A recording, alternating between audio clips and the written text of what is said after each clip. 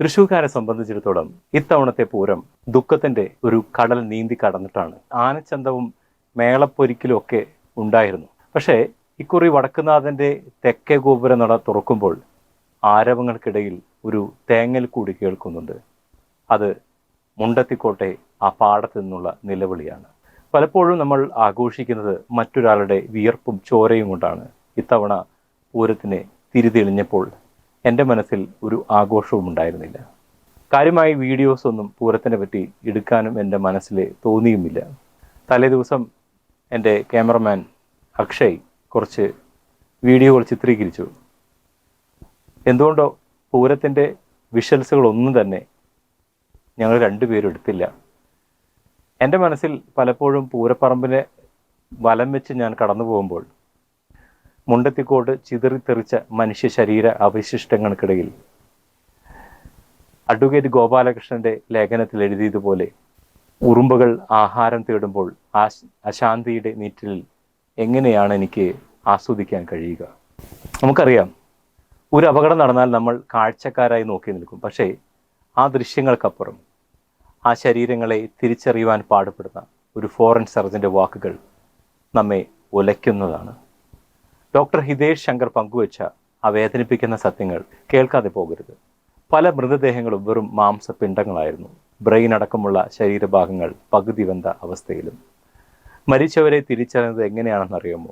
ആരുടെയും കയ്യിലെ ഒരു മോതിരമോ, ഒരാളുടെ കാതിലെ കമ്മൽ, ഹൃദയത്തിലെ രക്തക്കുഴലിലിട്ട സ്റ്റണ്ട്, പുകയില ഉപയോഗിച്ച് കറപ്പിടിച്ച പല്ലുകൾ നോക്കി പോലും പ്രിയപ്പെട്ടവരെ തിരിച്ചറിയേണ്ടി വരുന്ന ഒരു ഗതികേട് ഒന്ന് ആലോചിച്ചു നോക്കൂ.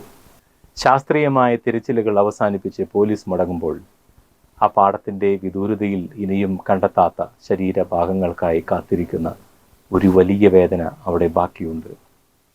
പാണ്ടിമേളത്തിൻ്റെയും ഇലഞ്ഞിത്ര മേളത്തിൻ്റെയും താളത്തേക്കാൾ ഉച്ചത്തിൽ ആരോധനങ്ങൾ എൻ്റെ കാതുകളിൽ ഇന്ന് മുഴങ്ങുകയാണ്.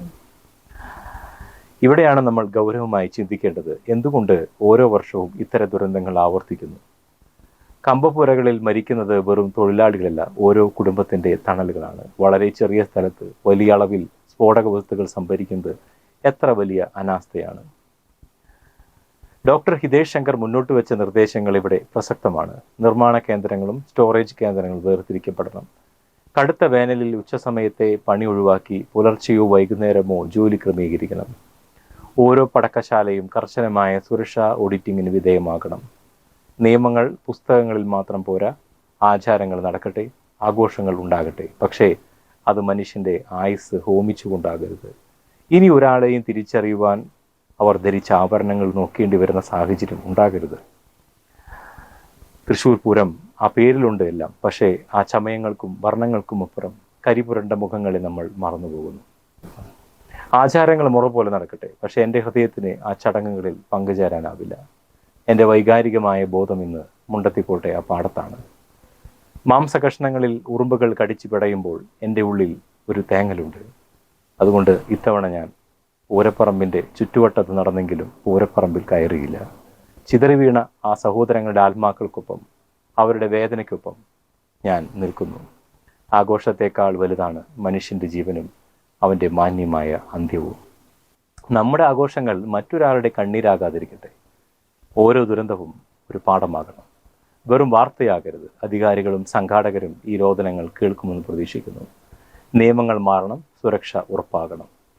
ഈ പൂരക്കാലത്ത് ഓർമ്മയില്ലാത്ത ആ മാംസപിണ്ഡങ്ങളായി തീർന്ന മനുഷ്യരെ നമുക്ക് സ്മരിക്കാം, അവർക്കായി പ്രാർത്ഥിക്കാം. എവർക്കും നന്ദി.